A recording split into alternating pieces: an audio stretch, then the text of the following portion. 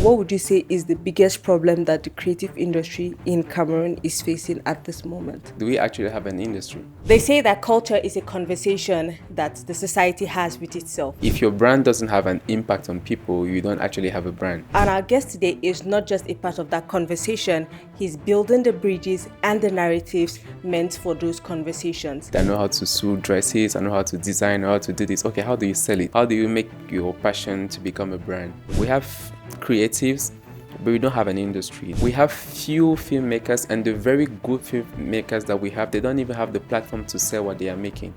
If Netflix comes in Cameroon, with whom are they going to work with? If we are not working together as a group or as a real industry, we are going to lose at the end. He is a PR and communication specialist, a media colleague, if I might say. You can be a woman and you can be a leader in your family, in your environment, in your industry. And I have a lot of girl friends.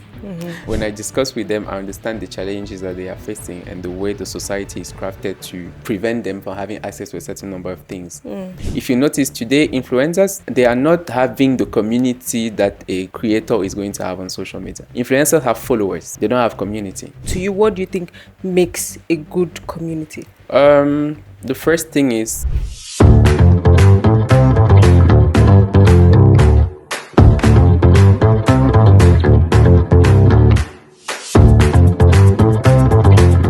What's up, everybody? Quoi, Neuf. Welcome to a brand new episode. And just like every episode, we always have a guest. And like I said, this guest is very special because I would call him a colleague in some kind of way because we relate to so many things on different levels. Ladies and gentlemen, we have communications and PR experts in development. And he is... What should I include again? Your CV is so long. I don't know what to include and what not to include. Ladies and gentlemen, we have the one and only Daniel Eya. Hi, Daniel. Hi, Jemma. Thank you for having me. How are you? I'm doing great. The way you introduced me, I was like, is it actually me? Because it's very... No, the CV is long. I think if I would have to call it all, we might spend like half of the time we're supposed to be here. But yeah, it's good to have you on the show. Thank you. And how are you? How are you? I'm okay. I'm doing great. It's very... I'm very impressed, actually, because seeing... quite enough from the phone on social media is not the same thing when you are seated Yeah, seated. Yeah, I know, it's right? really impressive, and I'm very happy to be here. Okay. So before we get started, I love to play a game that will just kind of set the mood. Okay. So it's this or that, right? All right. So you are going to choose. So do you prefer writing an article or crafting a whole PR campaign? Crafting a whole PR campaign. I knew it. I don't know why I hate just had writing. it. I saw that answer coming. Okay. Do you prefer teaching a large crowd or intimate sessions? I know the answer, but let's go. It depends.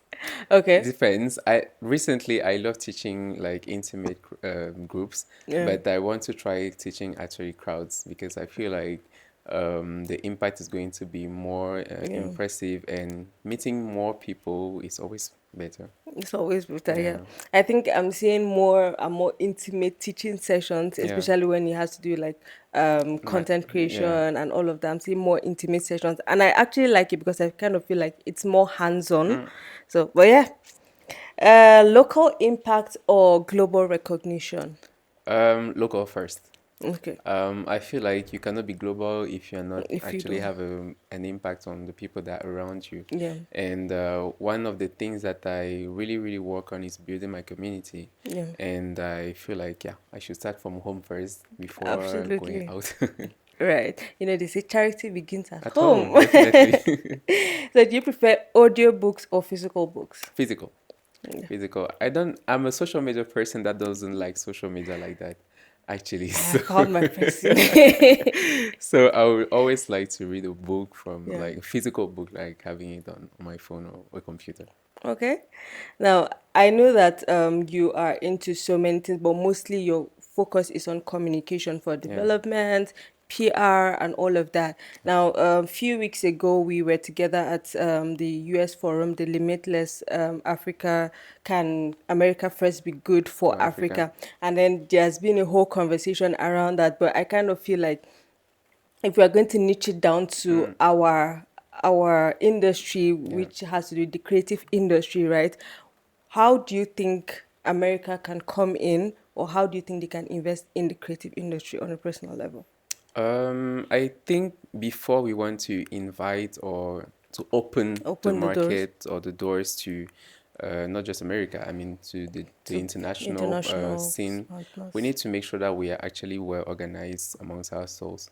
And that's one thing I feel like the creative industry in our context is still very much lacking on. People do a lot of things. We have a lot of creatives that do excellent job, but at the level of how we make it professionally is still lacking.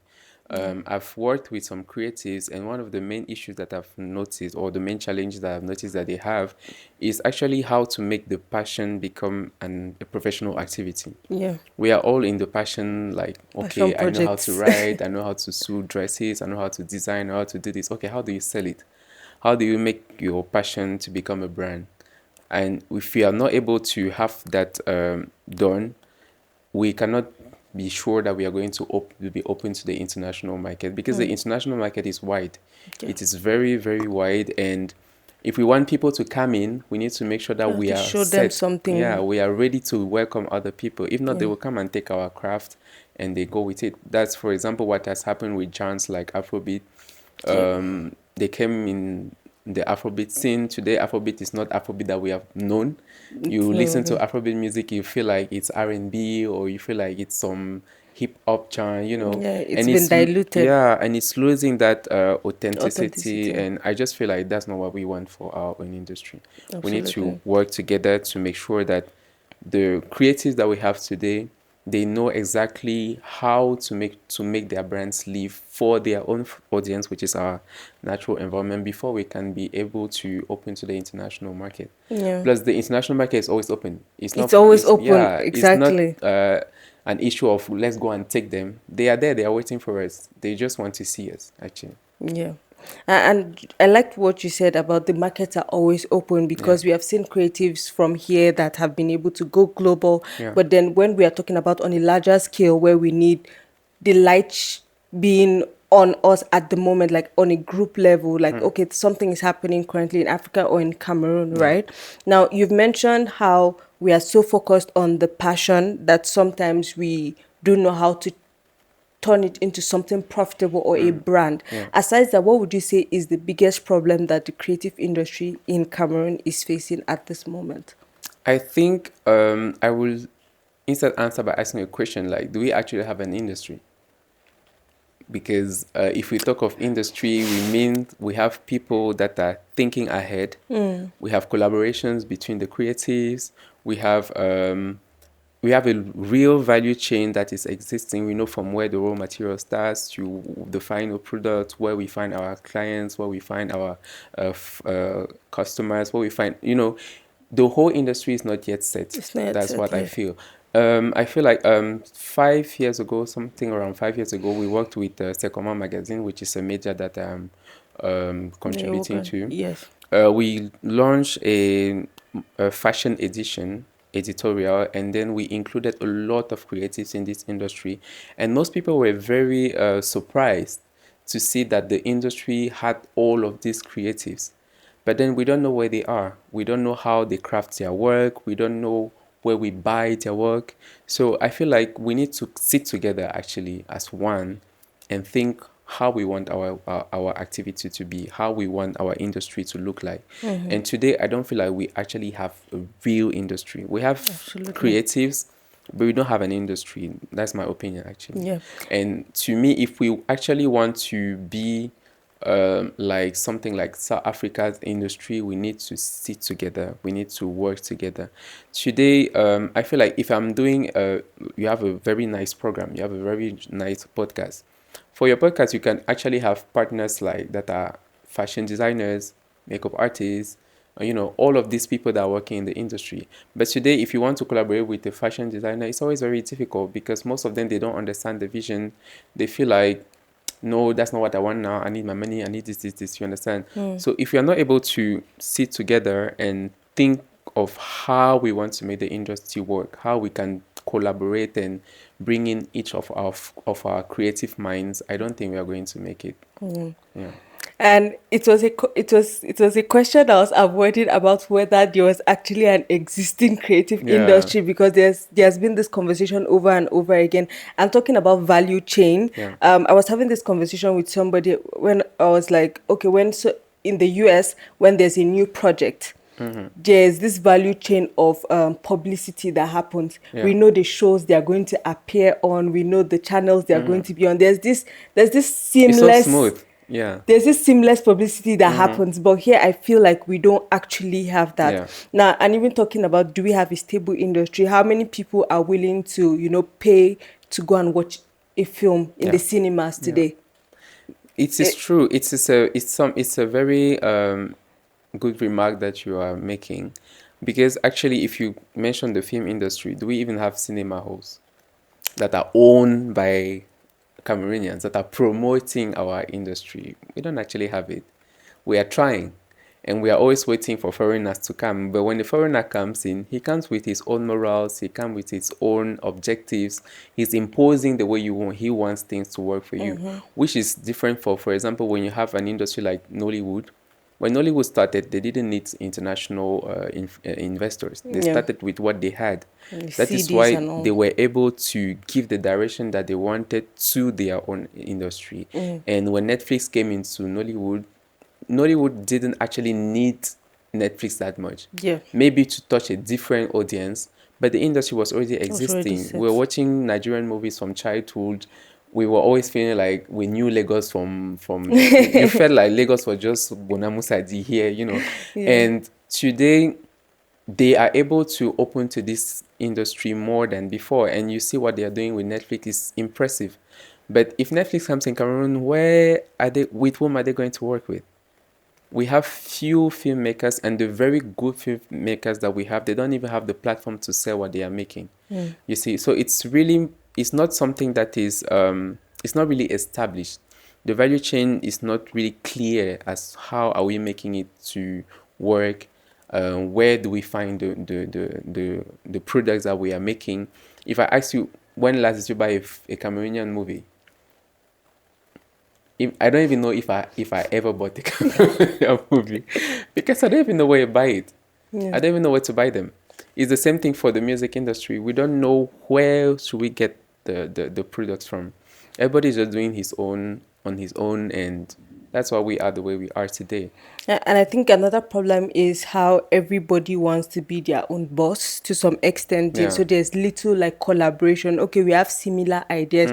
How can we come together and be partners? Yeah. And I think I love what is happening now in the music industry. We have applications like Colorful, Yeah. where you can now buy music Music. on that. I think that's one of like the fantastic things I've seen. Like Yeah. you can support the artist by buying their music. But then in the other segments, I feel like there's so much potential, but it is not well, will I say, it is underutilized Yeah. to some extent, because it's not like there's no talent. But Exactly. now how we can be able to create something that is stable, so that we can be able to, export our talent on our own terms and on the way we want it. Because now there's the whole conversation of how can America come and help us. They don't want to help. They want to be partners. They want Yeah. a 50-50 thing. Okay, I'm giving you this. What do I get in return? But right now, if they want to come in, it's going to be like help again, that aid, Yeah, or yeah. like we are still supporting. And at the end of the day, there's going to be a lot of compromise on our end, because of that need to be at the global stage. And the thing is, in few years to come, Africa is going to be the future, because Africa is even the future. it's already You the don't even need to future. wait for a few years, because it is clear It is that clear that it's going to be the future. today, when you see how the world is consuming African music, you understand that it's a big gap that we are actually feeling without even noticing that we are actually feeling the gap. Because we have all, it is clear that today, when you go to party, you're going to listen to Coupe de Calais, you're going to listen to Afrobeat, you're going to listen to Amapiano, and that's not just in Cameroon. In Africa, it's all over the place. It's all over on the global market. You see some artists like Nigerian artists that are performing in Asia. That is huge, and it's because they were ready for the international market. To be honest, I don't think Cameroon's industry is ready for the international market, because today, if we open, we are going to lose the control of our craft, actually. Because if we let investors come in, they're coming with their own objective. They're coming with the way they want our industry to be shaped. We have seen that with one of the big majors that came into Cameroon, and then they just started signing with all the urban artists, musicians, and stuff. And just a few years later, we didn't see any result from that because we were not ready for that. You mentioned collaboration and partnership. I think that is where we need to start from. If I know how to do something and you know how to do something, how can we come together and make something bigger? Why is it that I need to be working on my own, you are working on your own, and then we expect somebody coming from the exterior to invest on what we are doing? If we are not working together as a group or as a real industry, we are going to lose at the end. Absolutely. And I think that is what we are seeing today with the music industry. Most of our artists are trying to copy other genres. I don't have any problem with that, but I feel like if we want to copy other genres, we need to make sure that we include our own identity inside. We cannot be doing, you cannot be a bigger French rapper that that learned to rap in France, in the streets in France, or in the streets in the US, in Brooklyn, or all these things. You cannot. You learned your rap from Bonamusadi. What is the identity of people that are living in New Bay, Bonamusadi? How do you do that? And one of the few artists that do it really good, you see how they are internationally known. It's not always like, let's open the doors for people to come in. If people are coming in, what are we giving them? What are they going to see? If we don't work on that exactly, I don't think we are going to be benefiting from this investment that will be coming from whether it's America or wherever it's going to come. Yeah. So now, away from analyzing the creative industry for a bit, you focus a lot on communication for development, and lately I've been seeing your work, especially when it comes to initiatives for women. How did that all come about? So it's very funny because I didn't grow in a very women-like environment. I have 5 brothers. I didn't see that coming. So, but I feel like I have a sensitivity for minorities in general. And even though people don't understand when we say that women are minority or they are part of the minority group, it's not actually minority in the sense of the numbers, yes. but it's mostly in the sense of the opportunities of what they have access to. And I feel like we don't need to be a woman to understand the challenges that women are facing in our environment. I was very close to my mother. I've always been very close to my mother. I think I'm a favorite child. Don't let your brother see this. They know. And so I had a lot of conversation with her growing up. And she would always tell me, if you get married, don't treat your wife like this, don't treat women like this, like that. And I have a lot of girl friends.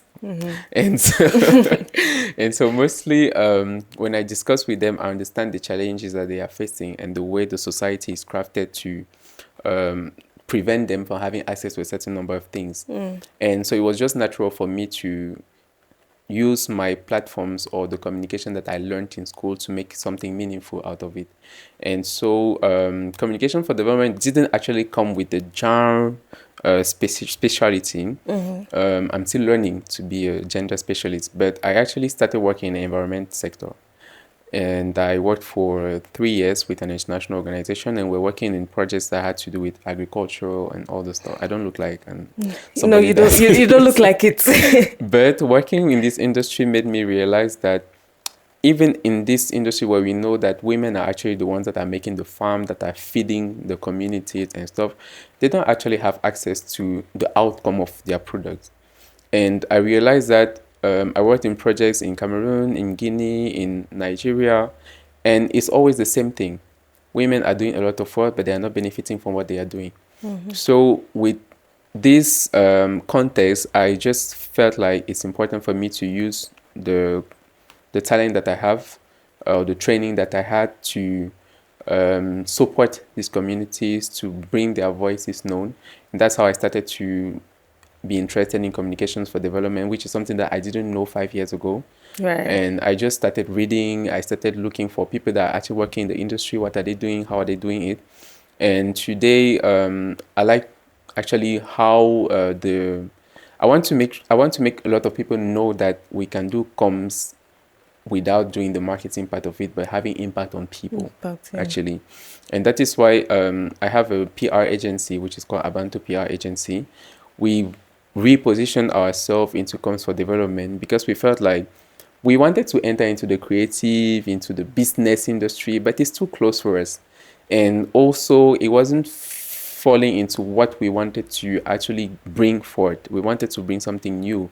And that is why we decided to position ourselves in comms for development, because we felt like this is something that most people don't know, or this is something that is not very open to the public from the from the perception that people have. But actually, if we position ourselves in this industry, we have a wide, big avenue that's ahead of us, and we can actually do the comms and have the impact that we want to have. So that's how we started doing stuff. And I'm very happy that you mentioned it, because in July, I was a volunteer for one of the biggest projects that I've worked on, which is a Rise Up Women Yes, program. women, yes. It just started like something very funny, because I have this one of my friends. She called me like, we want to train 100 women on different activities like entrepreneurship, communications, etc. Do you want to be part of it? I was like, okay, let's do it. But then as time was going, I realized that there's a big demand for this type of opportunities, Yeah. because women don't have access to trainings the way they should have to. And we mentioned that we wanted to help vulnerable women. And most people thought that vulnerability was actually something that's specifically linked to finance or to economics. Like, if you are vulnerable, it means that you are poor. But we realized with the profiles that we had, it was not always about money. It was sometimes about the environment where they grew or where they live. And discussing with some of these girls, these women, I realized that some of them are actually living terrible situations. And whether the amount of money that they can have, they will not make anything out of it, because the moral is not there. So we wanted to help them to see something different, to believe that you can be a woman and you can be a leader in your family, in your environment, in your industry. And so for a whole month, we trained these women, and it was something very impressive. And today the outcome is incredible, because most of them found jobs, they found opportunities, it's really crazy. I receive messages all the time like, Monsieur Daniel, merci parce que j'ai eu telle opportunité, j'ai ici, ici. And I'm like, when we started the program, I was actually jobless. I was like, even if I haven't having the opportunities that I'm even looking for. But I really, really, really, I'm really, really happy to see Yeah. that from a little group of people, because we are all young, we're able to do something so impressive. Yeah. I think I'd followed the project, and to me it was one of like the best project that I'd seen this year, because it was something that was bigger than you Yeah. or the team or Gail. It was something very beautiful, and then the aftermath of it, because I'd seen like people's testimonials from it, and to me it is so much more impact, because it creates a ripple effect, Yes, because these exactly. women you train can go on to train another woman, go on to train her kids, and all of that is building a community that everyone is empowered and everybody has a chance to be able to go after the life that they want or the dreams that they have. Yeah. And I just wanted to say well done Thank for you. that before we go on. And there's you. something I also noticed about it is your ability to adapt. Yeah. You are quick on your feet. You are able to, okay, I don't know this, but let's go with it, let's Yeah. try this. And were you always like this? Were you always somebody that was like, oh, let's try this? Were you always inquisitive and curious, or it's just something you grew over time? I think it's something that I discovered that I had in me. Okay. I was a very shy person from beginning. It's not very, most people don't believe when I say that I'm a shy person. I'm actually very shy. I believe you, because I'm the same person. I'm actually very shy. So I'm from a family of 7 children, and I'm the middle child. So if you watching this are a middle child, I think you can relate. So I always felt like in my family I wasn't having my place, and going into comms was something very crazy for me, because it's like, from somebody who is shy, you want to be doing communications, how are you going to do that? Yeah. And so when I started working in the comms environment, I just realized that I had this capacity to talk with people, and I realized that I talk a lot, and sometimes talking with people actually made me realize that I can be useful to some people. So I just it just came like naturally. And I did journalism, I did communications, and it was just blending in actually. But now, how do I adapt to all these situations? I will say that I don't like not having to do something. Like, it's true that I'm a very lazy person, but I'm a hardworking lazy person. I tell you that this should be my long lost brother from somewhere. Because I realized that if I don't have a project or something that I'm working on, I'm not okay. That's why I'm not very comfortable in working in a private sector, because I feel like in the private sector you're just looking for money, money, money, money. But when you're working in projects, you always live from one activity to another, and always different, and you always meet people. And I'm somebody who likes challenges. So whenever whether it's Gael or any other person calls me and they're like, "We have this project, do you want to be part of it?" I'm always like, "Okay, let's go for Let's it." I go. want to see where it's going. As long as the vibe is there, as long as the people that I'm working with have the same mindset, or we are looking into the same direction, it's always something that I'm up to, actually. Now, you've mentioned so many things that I do, like journalism, media, projects, communication for development, and all of that. Yeah. How do all these skills that you have influence each other? How are you able to bring all of that together? So they're actually interconnected, Yeah, of course. to be very honest, because I did journalism when I was still starting learning Starting off. communications. Why did I choose journalism? Because I felt like it was a door for me to pass through. Because if I want to do comms, I need to know people, and the easiest way for me to know No people at that people through moment was through journalism. journalism. I didn't study journalism in school, but I started writing articles. I loved writing when I was in secondary school. I remember I had a little poem book where I was writing a lot of poems, because I was a shy person, so I couldn't express my feelings in front of people. So I would just put it down on the paper. I stopped writing for long now, but I actually loved writing at that moment. So when I had the opportunity to join Second One magazine, I just felt like this is what I'm looking for at that moment specifically. So I was writing. If I try to make like to analyze all of this, I would say that I've written maybe 1,000 articles from 2017 to now. My name was all over Google. When you will Google my name, I'll always be in every event. This event, Daniel Chibale Kuvwe, I say, yes, I'm going. Or just go write my article, post it. And so it really helped me to enter into the comms industry, into this creative industry, because I was mostly a cultural journalist. So I was covering fashion shows, music concerts, conferences, all this. And in the midst of this, I realized that I could actually talk in front of people. So I had one of my first opportunities, like, can you be an MC to an event? I was like, I don't know, I can try. I like talking to people, so it should not be difficult. So I went and I started doing the presentations, and I felt like, okay, I can actually do this, so let me add it to my craft. So I did presentation. What actually helps me to be a good MC was that I did radio too. Radio, yeah. And being a radio animator was really the thing that I loved at that moment. Like, it was funny because I had the impression I was talking in my room and then people were just listening to me. Right. So it's like, yeah, it was really, really one of the great memories that I have from there, because from a shy person having a platform where I can talk without somebody looking at me like trying to get a fair call about it. So it's like, okay, I can be talking my thing and then people are just listening. And I had feedback from people like, okay, where did you learn it? You are good at it. So it's like, okay, fine. And from there, I finished my communications training in ASMAC. And that's where I just entered into the whole industry. Yeah. But communications for development just actually came it's something that's very recent, actually.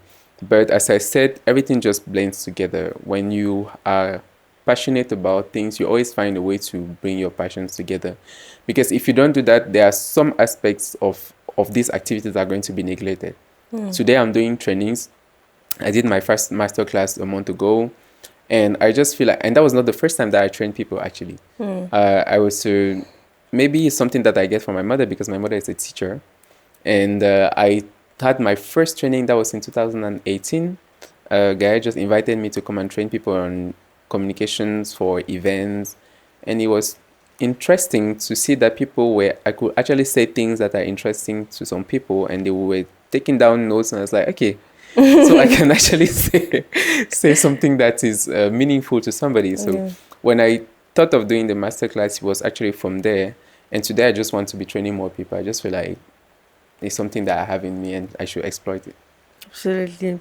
Now, at the beginning, before I even get to that, Yeah. you said that you had a poem book. I just remember that I had a poem book. So I want to ask if why our lives are intertwining a lot. Right. Because I had a poem book when I was in secondary school, and I think I lost that book when we went on a mountain hike. Okay. It was a leadership training, and we had to be in the bush for like 24 hours. Oh, So that's how I lost that book. So as I lost that book, it was like I killed a part of myself. Me too. It was like a part of me died. Yeah. But yeah, it's so cool to see how you've been able to, bring out all your skills and being able to, use them for impact, in everything that you've done. Yeah.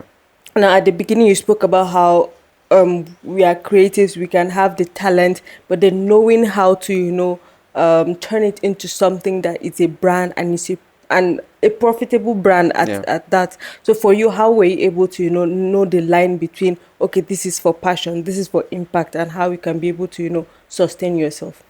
I think that was when I started needing to pay bills. Actually, the passion part was easy because I was living in my father's house. My father was taking care of me. My mother would always give me 1K, 5K, like, hold your pocket with this. It was easy to just live out of the passion. But when I started having to pay for my internet, to pay for my own clothing, to pay for my own food, and then I always like parties, so I always have to go out with my friends. And I'm not the type of person that goes out and then everybody's just paying for everything. I always feel very uncomfortable. So when I had to have all these responsibilities, I was like, okay, I need to focus now. I need to lock in and and see how out of my passion I can actually have money. And but the most important thing is I always make sure that I don't lose myself out of all of this. We are all looking for money, but we need to make sure that the money that we are gaining is not we are not losing our sight from the impact that we want to have on people. And I always say that if your brand doesn't have an impact on people, you don't actually have a brand, because you can make millions of money, but for people to actually own your brand, you need to work on how the brand is going to have the impact in their lives. And the impact is not charity, it's actually how you create the environment around your activity where people actually relate to what you are doing. Why do I want to buy your product? It's not just because it's nice. It should be a solution to one of the problems that I have, and that's the impact that I was actually looking for.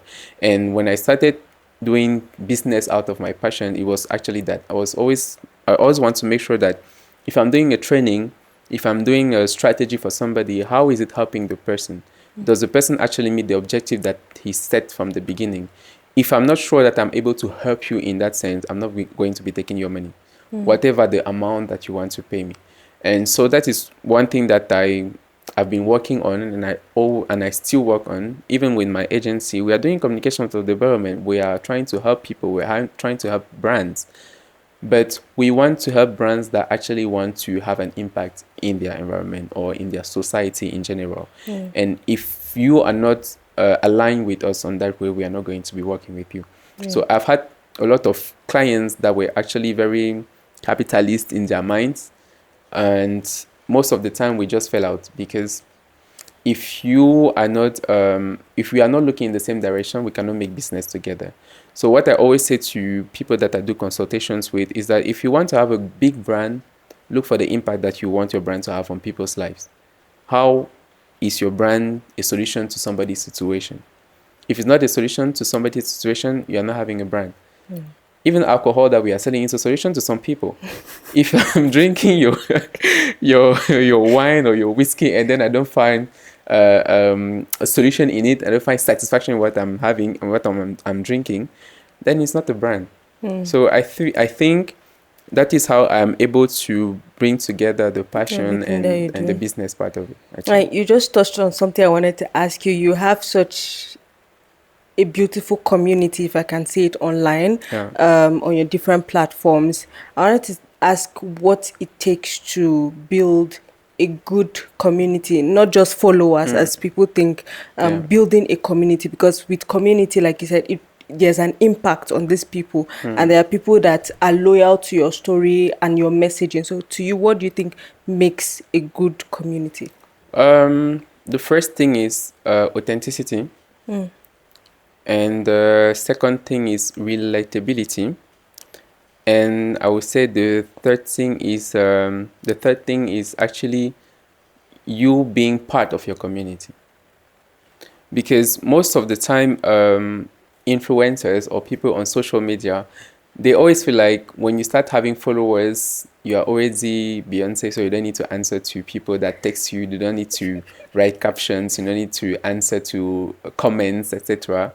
Actually, for you to be the community, you need to have authenticity. What are you going to sell to these people? We are millions of people on social media. What makes you different? What makes somebody want to follow me and not following you, Gemma? Or what makes somebody follow both of us and just stick to it? You understand? So if you don't know exactly what you're going to show to people on social media, then you are not going to make it. That's the first thing. And authenticity is actually believing your truth. And I feel like it is what is making social media different today than what it was 5 years or 10 years ago. If you notice today, influencers, they are not having the community that a creator is going to have on social media. Influencers have followers. They don't have community. Because what they do is, I show you my life, whether you like it or not, you are just going to view it. Full stop. You can comment or not, I don't care. Whereas somebody who is a creator will always want to have the feedback from you. Like, okay, I went to this, I did this, do you like it? How do you feel about it? So that's the first thing. And being authentic is simply showing what you are. And it's the easiest way to be on social media, actually. Because you are just living your truth. If you live in a 4-story building house, fine. Show us your luxury lifestyle. We're going to follow you. But don't go and be showing the luxury lifestyle. Meanwhile, in reality, that's not what you are actually living. And we have seen a lot of influencers losing their communities or their followers once they realize that this is not actually their real life. You understand? And today, I feel like it's easy on social media. I follow a lot of people on social media, not because they are showing me a certain glamorous lifestyle or whatever, but I like people that are actually living their truth.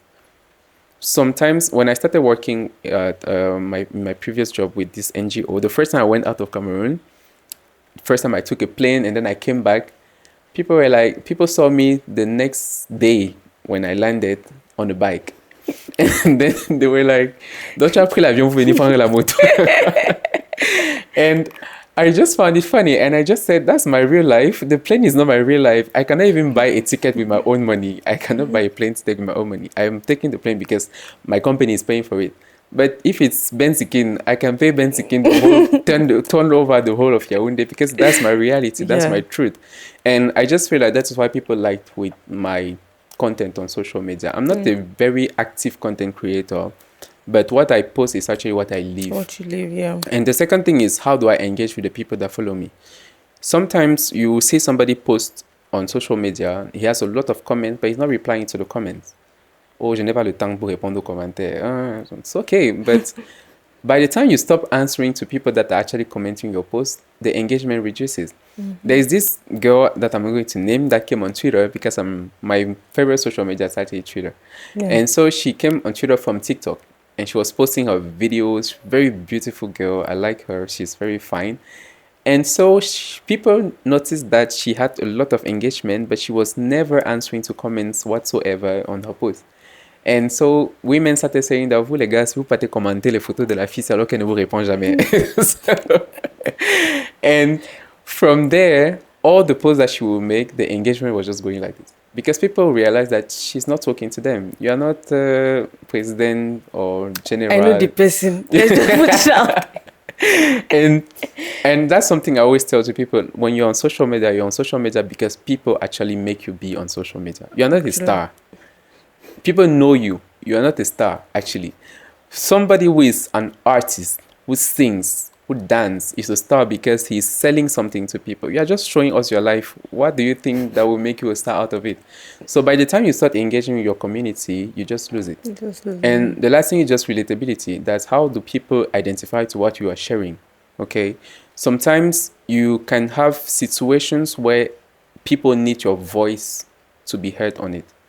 And I feel like our own creatives or our own creators, they don't always want to engage on this type of conversations because they feel like, no, it's not my job. Their brand. Yeah, etc. But if you are part of a community and then they are living some situations, you need to be supportive to what they are going through, and you need to relate to what they are going through. If you see that somebody amongst your followers, it's something that's very simple. If you have your follower whose birthday is today, go and text him and say, happy birthday, my friend. Like, it's your follower, but he also want to feel seen out of all the millions or hundreds of people that are following you.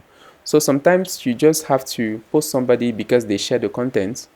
You with your millions community or followers, you can help somebody who has 10 followers to get to 100. It's not going to take something out of your own followers, So by the time you are doing these little actions, you're actually doing some PR, which is something that most influencers or creators don't do on social media. And I think those three things actually helped me to actually be in my community. I don't have a lot of followers on social media, but I know a lot of people. And what I like about my community is that I can meet somebody on the street and I actually know where I know that person from. I know that I follow you on Twitter. I know that you follow me on Instagram, and we can actually have conversations. And I feel like that's something most creators don't do, and it's unfortunate. And that's why every Saturday we're waiting for Vacation weekend. That's one of like the craziest things. Right? It's like every Saturday I'm like, okay, I'm on Instagram. There's something that's supposed to be there. Your questions are always crazy, and the responses are even more crazy. That's something that I'm very happy about my community, because Instagram is not my favorite social media. Me neither. Instagram and Facebook. I'm just coping. I'm just like, okay, I started it, let me just continue. Because I feel like the algorithms have really reduced the engagement that you can have on a normal or an organic post today. And so you can create a very nice video, a very nice vlog, you share it, then 10 people just see it with your 5,000 or 3,000 followers, you see. So at some point I was just like, I'm tired of this Instagram stuff, I'm not even posting anymore. But then I realized that it just came in my mind, like one Saturday I just posted a question randomly, like, okay, répondez par la question, and then I saw a lot of people answering. I was like, okay, so there are so many people that are actually watching my stories on Instagram, and that's how I started doing the question du weekend stuff.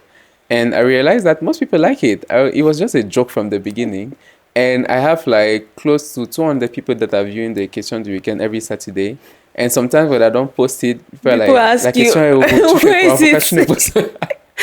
And it's very funny because most of the questions, I have to think of them myself. Like, for example, I don't yet have the question for tomorrow. So I have to think about it. And sometimes I even forget, because I always say I'm not a very social media person. I have a life out of social media, and I always try to make sure that I'm living my life before I'm living my life on social media. So sometimes I'm in my house just chilling on my own, and then I see 9 p.m. like, oh, like it's Sunday weekend, so I have to go and post it, you see. But I feel like that's something that is really helping me stay on Instagram, to see that people are actually demanding it and people are actually engaging on this. And what is really impressive is that it's not 1,000 people that are watching it. I don't care about the numbers like that, actually, because I feel sometimes I have 10 people that answer to the question. Sometimes there are only 5 people. Sometimes they can be 20. Sometimes they can be more. And it's just about posting it. If it's 3 people that have answered this Saturday, that's fine. We're going to post it and laugh out of it. And what I make sure with this program is that I always want people to feel included. I don't want to do discrimination. I don't talk about, there's no taboo in this thing. If you want to talk about the craziest thing that happened to you, just come and share it. And I'm going to post it the way you posted it. If somebody doesn't like what I've posted, just don't come next time, because it's an open platform and I don't want people to feel like excluded, actually. Yeah. So, I like when you talk about you have a whole life out of social media, because right now social media is becoming this crazy thing where people feel this need to be on there Yeah. and seek some sort of validation from it, right? What would you say has been like your biggest lesson so far on your journey to becoming who you are, who is seated here today, or the journey of Daniel? What's the biggest lesson that you've learned, or a principle that you always stand by? I would say that I always want to make sure that I'm staying true to myself. And it is something that it's not easy to actually maintain. Because sometimes when you start having access to certain opportunities, you might feel like you are not part of some specific context now because you are going towards something else. But one of my biggest lesson is that you always find your way back home, actually. You always find your way to where you are coming from. And you need to make sure that you are not becoming somebody that you are not actually. And I think most people that know me on social media, when they see me in real life, they don't feel like I'm somebody else. I'm myself. The funny person that you see on Twitter that sometimes we tweet in a window, or sometimes we tweet in pidgin, sometimes we tweet in Kanfangle, is the same person that you see when you see me walking on the street. And I think it is something that always want to make sure that I don't lose my mind out of it, because there's something about social media fame, which I've not even yet got to, is that when you become very popular on social media, you just feel like you don't have accountability anymore, that you are the biggest pop star that ever existed in your own family. So you just feel like you're not working anymore, you're just flying, like. And the challenge, or what is very dangerous with that, is that social media is very c'est éphémère. It's not something that is forever. Yeah. You can be the most famous person on social media today, and then one event happens, the next day people don't care about you anymore. You are cancelled from everywhere. But it's funny, it's okay, because in Cameroon we don't have a very strong cancel culture yet. But I've seen a lot of people from other countries that when social media decide that you are nobody anymore, you are nobody. And then you just go back to your normal life as you have always been. So one of my biggest lessons so far is really, like, you need to make sure that you are the person that you actually show people on social media that you are. And that is why people always say social media is not real life. I think it's actually real life. It's real life. The person that you are behind your phone should be the person that I'm going to meet on the street. So if you are strong behind your phone that you are insulting me, make sure that when you're going to meet, we are going to insult each other. And so we should make sure that we are actually owning, like, Gael usually says that social media comes with responsibility. Yeah. Most people think that because you're on social media, you're not responsible of anything. Oh, je poste ce que je veux, vous faites comme vous voulez, je ne suis pas responsable de ce que vous avez compris. You are the one that made that post. So you are owning the responsibility of what you have put out. So if you ask people to go and jump out of over a fence or over a bridge, and people jump, it's your own responsibility, because you're the one that asked them to do that. Whether those people, they are adults or they are children, you don't know how mentally people are on social media. We all come on social media because we want to entertain ourselves. We want to forget our problems in real life. And some people will come with a lot of burdens. So what you post can actually have an impact on the way they view themselves, or on the way they live their own life. So saying that je fais ma chose, ce n'est pas pour quelqu'un, it's a lie. You are posting, your post has an impact on somebody's life. Whether you like it or not, it will have an impact. Most people who contact me on social media, who DM me in general, they're like, oh, I like the way you post, I like what you post because it's funny, it's this. I'm not a humorist or whatever, but I make sure that I can share something that's meaningful to some other people. That's why on my social media, I talk about women, I talk about gender, I talk about minorities, because I feel like these people, they need people to carry their voices. And it's my responsibility as somebody who is acting on social media to help these people to actually be known out of all what we can find on our socials. So yeah, we actually need to make sure that what we are posting, we are able to like own it in the real life. So before I let you go, there's a final activity. There's a final activity that I make all my guests do, right? If you could write a letter to young Daniel, of maybe 10 years ago or 15 years ago, what would you say to him? So I'll start the letter for you. Dear Daniel, comma. Okay. Dear Daniel, whatever you're going through right now is actually preparing you to what is bigger ahead. And you need to make sure that you don't lose your mind out of it. I know it is difficult today. I know you are not yet where you want to go, but you need to make sure, you need to know that you're actually going far, and you need to believe in yourself. You need to be focused. You need to believe that whatever is happening in your life right now is not going to stop you to be the person that you're actually meant to be. And there's a big world out there waiting for you. Just move forward. That was a really beautiful letter. Thank you. you so much, Daniel, for coming on the show. I had you. so much fun. I hope you did. I did. I didn't even notice that time has passed. So yeah, Okay. it's really I a mean, that's the pleasure. point, is just to Yeah. have a conversation, hang out, and just like be you. Yeah. Like always, thank you so much for coming. And you have such a beautiful journey ahead of you, and you are doing so many beautiful projects that Thank I you. appreciate. And I believe that there's so much more that is open to you. And this is just like the tip of the iceberg of where you're going to. Thank you. And you guys need to find a show for Daniel and I. We have to host a I know, show right? together. It's I know, definitely going right? to be fun. I mean, tomorrow is Saturday, like it's Sunday weekend. No, like I said, the weekend, it's every Saturday at 8 p.m. on my Instagram. My Instagram is actually Monsieur Boga. But if you follow me on all my social media, just look for Daniel Eya. Eya is EYAA. And I'm always very happy to share my little life with everybody. Okay. Thank you so much for coming on the show. Thank you, And I hope Gemma. you had fun. And I hope to the people that are watching this, you've been able to learn a thing or two from everything that Daniel has shared. And I hope you remember that there is something inside of you too that the world needs to hear. Be authentic, be relatable, and live to the highest peak of self expression. Until the next episode, see you and have a great time. Make sure you like, comment, and subscribe. And tell us what part of the show that you enjoyed. See you. I remain your host, the Voice Jemma.